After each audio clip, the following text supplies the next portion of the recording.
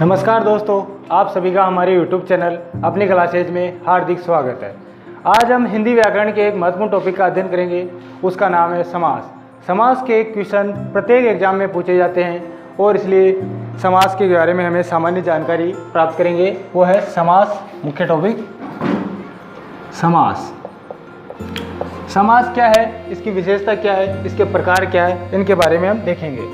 समास को हम मुख्यतः दो शब्दों का संयोग बताते हैं। यह दो शब्दों से मिलकर बना होता है, सम प्लस आस। सम का मतलब होता है पास। सम का अर्थ क्या है? पास। तथा आस का मतलब क्या है? बैठना। यानी कि पास में आकर बैठना, यानी कि दो शब्द पास में आकर बैठ जाते हैं तो उसे समास कहते हैं। इसका एक सामान्य अर्थ होता है संक्षिप्त करना, संक्षिप्त करना या छोटा रूप देना। रूप देना यानी कि दो शब्दों को जोड़कर उन्हें संक्षिप्त कर दिया जाता है या उनका छोटा रूप बना दिया जाता है। समास का अर्थ होता है दो शब्दों का परस्पर मेल समास कहलाता है। यानी कि दो शब्दों का परस्पर मेल समास कहलाता है। हमने संधि के अंदर वर्णों का मेल पढ़ा था और समास में क्या होता है? शब्दों का मेल। यानी कि दो शब्दों का परस्पर मेल समास कहलाता है। समास के प्रकार कितने या इसके भाग कितने?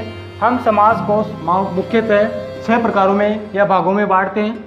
समास को मुख्यतः 6 भागों में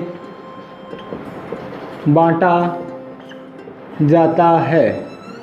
यानी कि समास को मुख्यतः 6 भागों में बांटा जाता है। इसके 6 भाग कौन कौन से हम देखते हैं। पहला भाग है इसका अवयवी भाव समास। अवयवी भाव समास। दूसरा कौन सा है? द्विगु समास। द्विगु समास। तीसरा कौन सा होता है? कर्मधारय समास। कर्मधारय समास। चौथा प्रकार कौन सा होता है? तत्पुरुष समास। तत्पुरुष समास। पांचवा कौन सा होता है? द्वंद्व समास। द्वंद्व समास। और छठा कौन सा है? बहुव्रीहि समास। बहुव्रीहि समास। यानी कि समास को मुख्यतः 6 भागों में बांटा जाता है। अगर पूछ ले मुख्यतः कितने भागों में बांटा जाता है तो 6 भागों में। और अगर इसकी जगह पूछ ले आपको कि पद की प्रधानता के आधार पर समास को कितने भागों में बांटा जाता है तो वो भी देख लेते हैं कि पद की प्रधानता के आधार पर, पद की प्रधानता के आधार पर समास को 4 भागों में बांटा जाता है।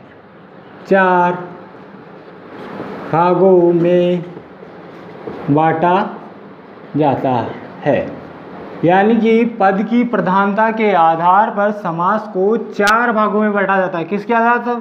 पद की प्रधानता के आधार पर। इसके 4 भाग कौन कौन से ये भी देख लेते हैं। पहला भाग प्रथम पद की प्रधानता। यानी कि जिन शब्दों में प्रथम पद की प्रधानता हो उसमें हम समास के अंदर इसको प्रथम पद के अंदर डाल देते हैं। दूसरा है दूसरे पद की प्रधानता। अगर दूसरे पद की प्रधानता हो तो उसमें कौन कौन से समास आएंगे उनको भी हम देखेंगे। तीसरा है दोनों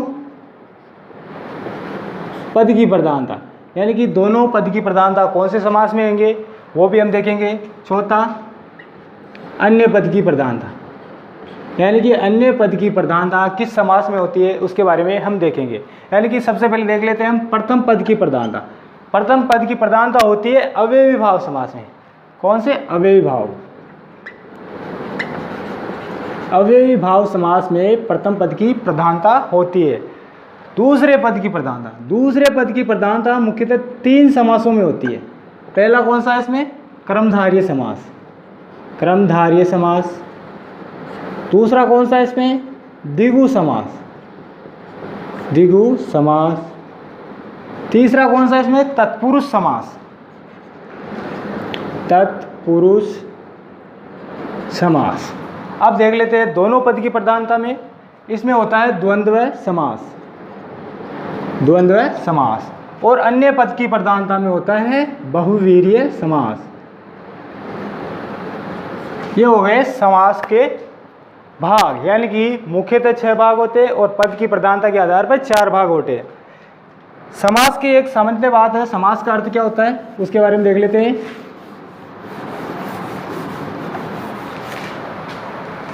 समास में होता है संयोग। क्या होता है? समास में संयोग होता है, समास में संयोग होता है। जबकि संधि में क्या होता है? संधि में व्यास होता है, यानी कि इसमें शब्द जुड़ जाते हैं और इसमें व्यास का मतलब 2 वर्ण जुड़ के एक नया इस वर्ण बना देते हैं, इसलिए इसमें व्यास होता है। अब हम देख लेते हैं समास के प्रकार, जिनमें पहला प्रकार है अव्ययी भाव समास। अव्ययी भाव समास। अव्ययी भाव समास की विशेषताएं क्या होती है इनको भी देख लेते हैं। इनकी विशेषताएं भी बोल सकते हैं और इसे इसकी पहचान भी बोल सकते हैं। तो पहली विशेषता क्या होती है? प्रथम पद अव्यय होता है। दूसरी विशेषता क्या होती है? इसमें प्रथम पद की प्रधानता होती है, प्रथम पद की प्रधानता, यानी कि प्रथम पद की प्रधानता होती है। तीसरी बात क्या होती है कि इसमें प्रथम पद क्या होता है? उपसर्ग होता है। प्रथम पद उपसर्ग होगा, ठीक है। और चौथी इसकी विशेषता या पहचान बोल दो, वो होती है पुनरुक्ति वाले शब्द। पुनरुक्ति शब्द, अगर पुनरुक्ति शब्द आ जाए, यानी किसी शब्दों की आवर्ती हो जाए, 2 शब्दों की आवर्ती हो जाए या 3 शब्दों की आवर्ती हो जाए, तो वहाँ पे पुनरुक्ति वाले शब्दों में कौन सा समास होगा? अव्ययी भाव समास। अब हम इस प्रथम पद अव्यय, इसके आधार पर हम इसके उदाहरण देखेंगे।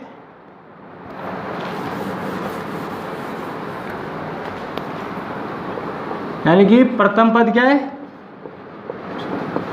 प्रथम पद अव्यय।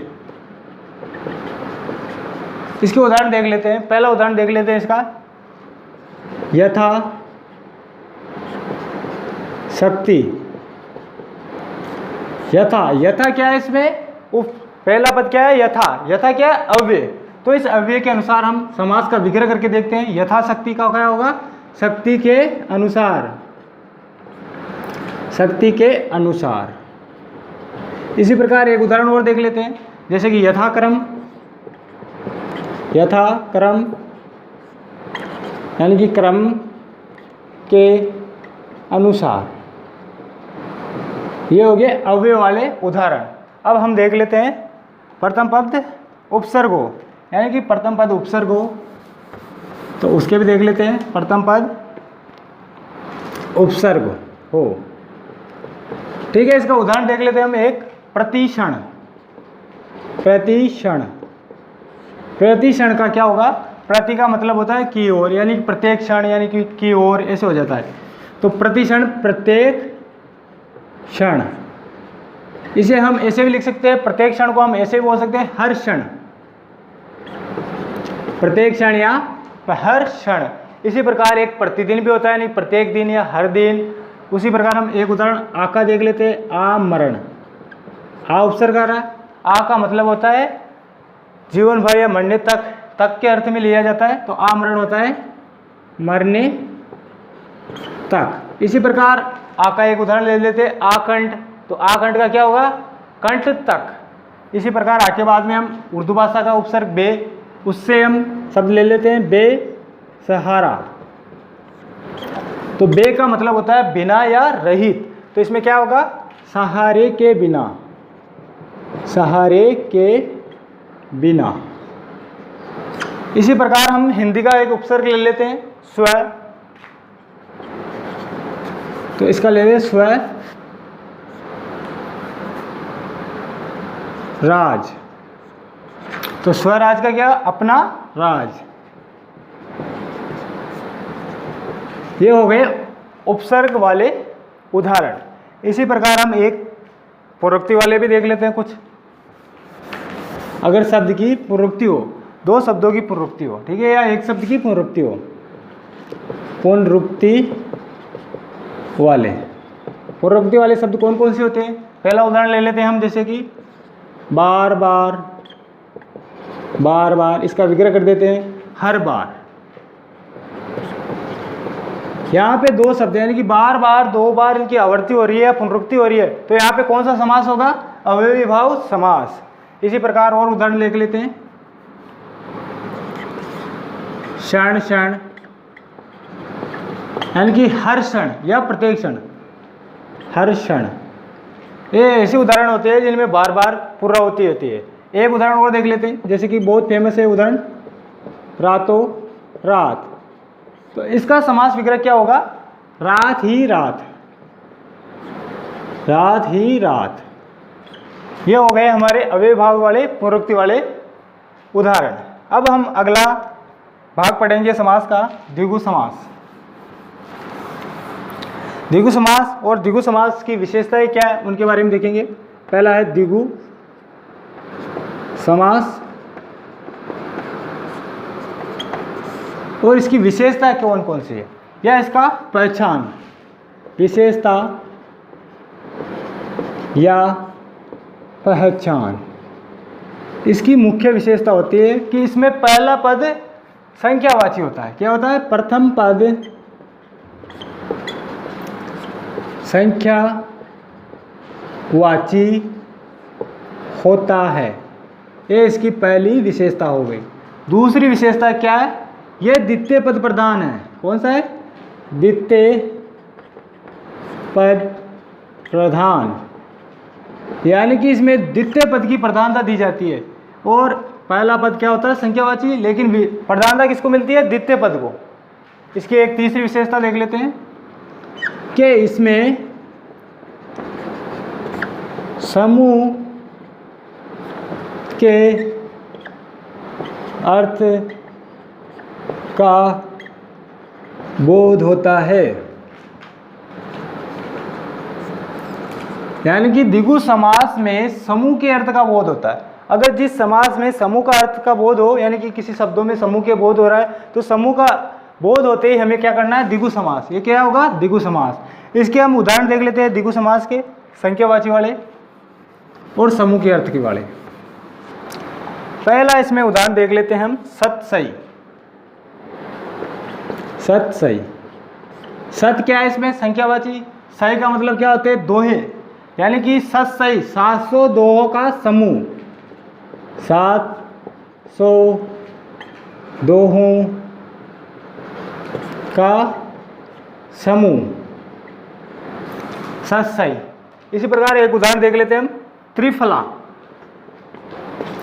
त्रिफला, त्रिफला में त्रि यानी तीन, तीन क्या है, संख्यावाची शब्द। और महत्व किसको देना है, द्वितीय पद। इसमें प्रधानता किसकी है, फल की, इसलिए द्वितीय पद प्रधान कहलाता है। त्रिफला, तीन फलों का समूह, तीन फलों का समूह। आगे देखते हैं, चार पे भी देख लेते हैं, जैसे कि चतुष्कोण। चतुष्कोण, चार कोनों का समूह। इसके बाद में एक पांच पे भी देख लेते हैं, पंचवटी। पंचवटी, तो इसमें क्या होगा, 5 वट वृक्षों का समूह। या क्या वटी क्या है, इसमें वृक्ष का नाम है वटी, तो इस वट वृक्ष यहाँ पे देखेंगे वट वृक्ष, तो 5 वट वृक्षों का समूह। इसी प्रकार हम 6 का भी देख लेते हैं। षड ऋतु, षड ऋतु यानी कि षड का मतलब होता है 6, तो 6 ऋतुओं का समूह, 6 ऋतुओं का समूह। इसी प्रकार हम शताब्दी का भी ले लेते हैं 100, तो शताब्दी, शताब्दी का होता है विग्रह 100 वर्षों का समूह, 100 वर्षों का समूह। इसी प्रकार हम नवरात्र भी ले सकते हैं, नवरात्र यानी कि 9 रातों का समूह, 9 रातों का समूह। अब आपको पूछ ले कि भाई द्विगु समास कैसे होता है। कुछ उदाहरण ऐसे भी आते हैं जिनमें द्विगु समास ना होकर द्वंद्व समास होता है। उसकी पहचान कैसे करेंगे कि ये संख्यावाची होने पर भी द्विगु नहीं हुआ और द्वंद्व हो गया। तो इसकी एक नोट लगा लीजिए आप, उस नोट में लिखे कि अगर 1 से लेकर 10 तक संख्या हो वह 10 से भाज्य संख्या हो तो वहाँ द्विगु समास होगा। अगर 1 से लेकर 10 तक यानी कि 1 से लेकर 10 तक संख्या हो तो वहाँ द्विगु समास होगा। दूसरी बात, अगर 10 से भाज्य संख्या यानी 10 का जिसमें पूरा पूरा भाग जाता हो उस संख्या वाले शब्दों में भी क्या होगा, द्विगु समास।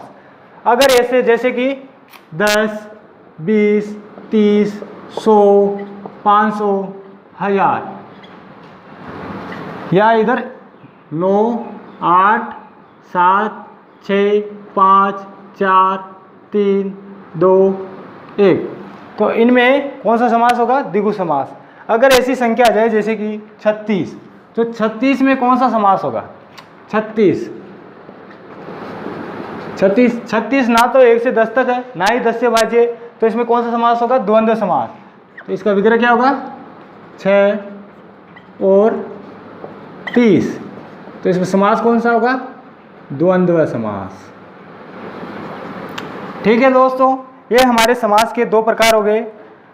अन्य प्रकारों को हम अगली कक्षा में देखेंगे जिनमें क्रमधार्य, तत्पुरुष, बहुवीर्य और द्वंद्व समास है। दोस्तों, अगर हमारी वीडियो अच्छी लगी है तो इसे लाइक कीजिए, शेयर कीजिए, कमेंट कीजिए और सब्सक्राइब कीजिए। धन्यवाद।